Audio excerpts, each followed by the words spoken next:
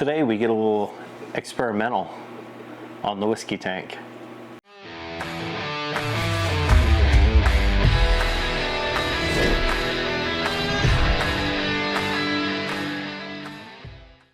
Hi everyone, thank you for joining me today on the Whiskey Tank for Whiskey Wednesday when we look at an Old Forester experimental whiskey.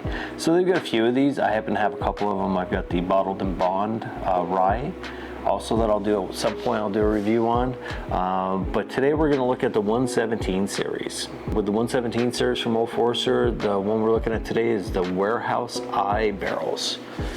So this is kind of an interesting batch. The Warehouse Eye batch number 1001 that I've got today was released in December of 2024. It's 95 proof, and it says each of the warehouses in Shively, Kentucky provides its own characteristic maturation environment, allowing for unique flavor expressions from specific warehouse batches.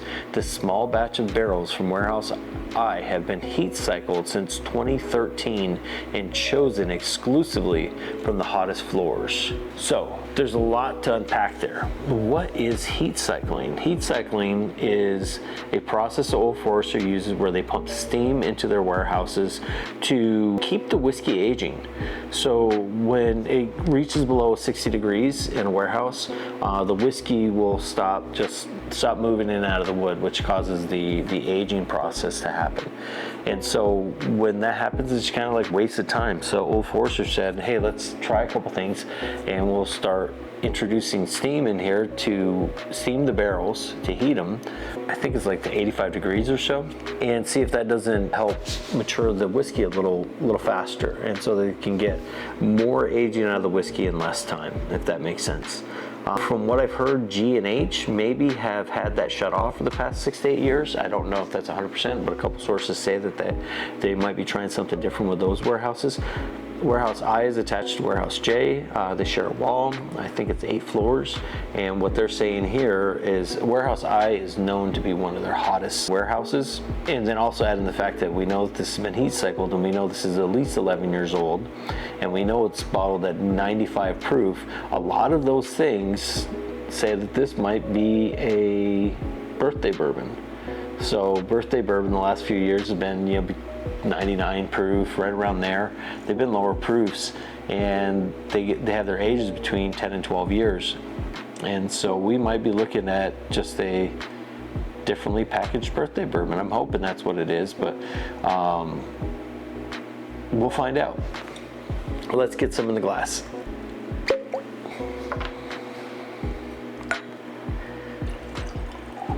So I was fortunate enough, I went down for my 50th birthday and had a pour birthday bourbon. My lovely wife got me a pour to share with a friend of mine, Corey, who came down and saw me over at the distillery.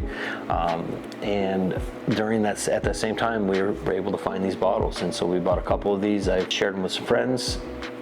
And so that's kind of like a little special bottle for me. They did have the 2025 birthday bourbon down there, and they gave me a healthy pour. Maybe I'll put a picture somewhere in here and show you guys, but they gave me, a fantastic pour of that. That was after doing their distillery tour. So my wife, although she tastes everything, she doesn't finish every glass. So when I go on distillery tours with her, I'm drinking for 2. And so she'll take a sip and then I'll finish her glass. So by the time that we got down to the bar, I might not have been in the best state to give that birthday bourbon an honest review, but it was, hey, I had birthday bourbon, right around my birthday, so that was pretty cool, my 50th birthday. So let's see what we've got in this glass. So on the nose, I'm getting a little citrus with this. I'm getting, I'm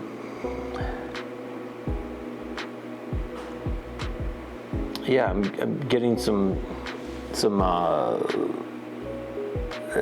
definitely some caramel, some vanilla, but I'm getting, there's almost a citrus undertone with this. I get it's like a butterscotch candy too.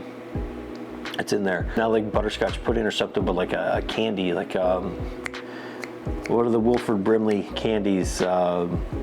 Werther's. It's like a Werther's almost. I get a little bit of that. So a little Werther's, maybe a little citrus, and some caramel and vanilla. It's not ethanol powerful, it's a 95 proofer, so it's not gonna be, but it's got a pleasant enough nose. Let's see how it is on the palate. Cheers.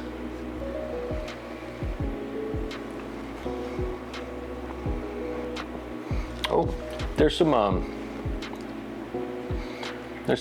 interesting fruit flavors in here too. So I didn't really go in a lot of detail earlier, as this kind of sits on my palate and I process it. But the 117 series is like their experimental series that they have over in Old Forester, so it gives them a chance to try different things and see which one really resonates with the public. The cool thing with that is you might never see this bottled again, you know, this way.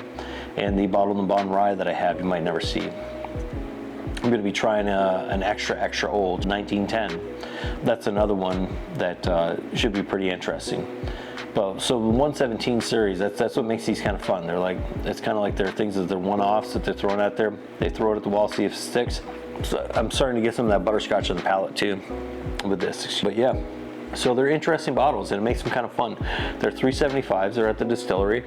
I'm sure you can get them other places. Secondary, they can get really ridiculous on the prices. A lot of times they'll drop these at the distillery. Each person's allowed to buy 2. That's what we were able to buy them for, and I paid $64.99 for each bottle, so around $70 bucks after tax and all that good stuff and everything like that. So it's not bad if you're doing that. It's kind of expensive because you're looking at, you know, a $140 bottle basically.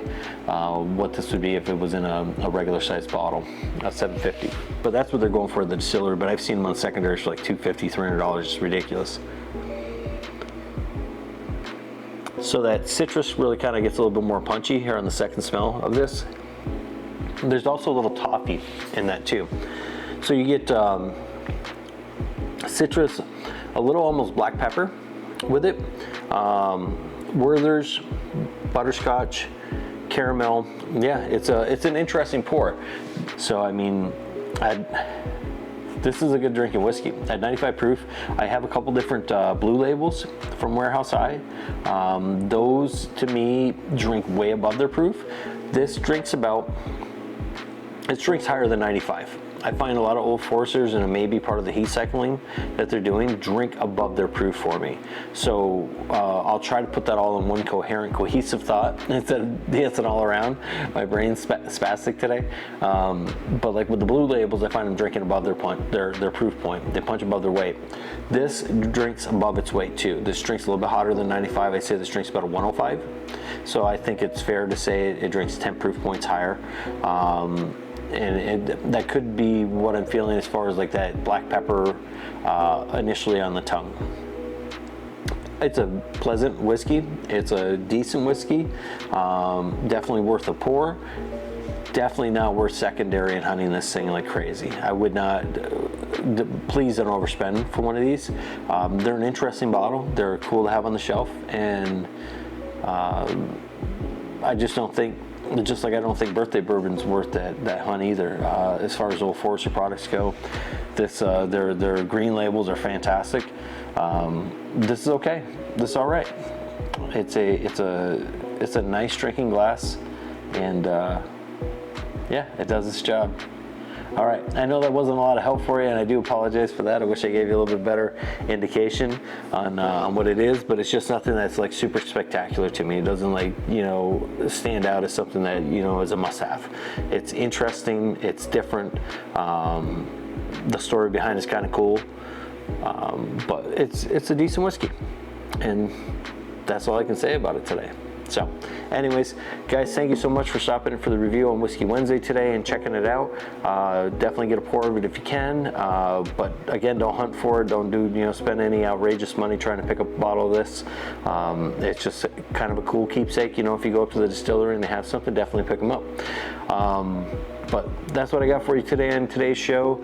If you haven't yet, please subscribe to the channel. I really love the fact that, you know, we're getting more people subscribing to this and getting a lot of eyes on this. It helps me out a lot with the growth of the channel, and I hope to continue to bring you guys things that you're interested in and reviews that you want to see. So if you have something you'd like to see, please drop it in a comment below. I do read those. I try to respond to everyone. I love the interaction. It's a lot of fun for me, but I will take your suggestions to heart. So if you have something you want to see, or if you have a point of view that you kind of want to address, let me know and we'll talk about it. Until next time, cheers from the Whiskey Tank.